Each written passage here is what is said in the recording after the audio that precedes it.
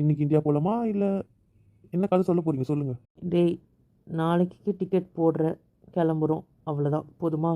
இது எப்படி நேற்று மாதிரி ஒரு பொய்யா இல்லை நிஜமாவேவா? இப்போதைக்கு நான் சமாளிக்கிறத சொல்லுவோம், அப்புறம் பார்த்துக்கலாம்.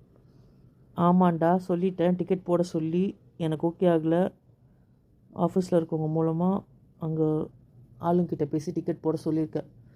எல்லா டிக்கெட்டும் ஃபுல்லாக இருக்குது. அதனால் கொஞ்சம் பார்த்து போட சொல்லியிருக்கேன். போதுமா? போட்டு மெசேஜ் வரும். மெசேஜ் வந்தோடனே காட்டுறேன்.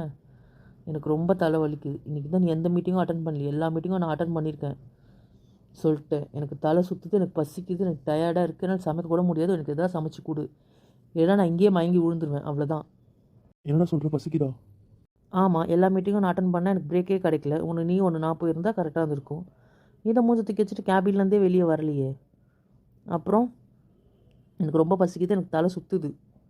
தயவுசெய்து எதாவது சமைச்சு தர முடியுமா, இல்லை நான் மயங்கி விழவா? இப்படி 10 மினிட்ஸ் கூட நான் எதாவது சமைச்சு எடுத்துகிட்டு வரேன். பைத்தியக்காரா, எதாவது சாப்பிட வேண்டியதானே, வந்து கால் கொடுக்க வேண்டியதானே. உன்னையாம சாப்பிடாம மீட்டிங் அட்டன் பண்ண சொன்னது?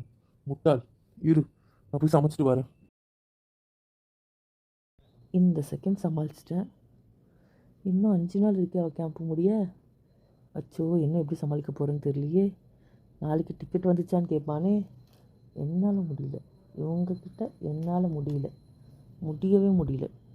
கடவுளே, இதிலேருந்து ஏதாவது ஒரு வகையில் எங்களை காப்பாற்றி விட்டுறேன். உனக்கு கெஞ்சி கேட்குறேன். உன்னால் மட்டும்தான் முடியும். ஏதோ ஒரு வகையில் எங்களை காப்பாற்றி விட்டுரு ப்ளீஸ்.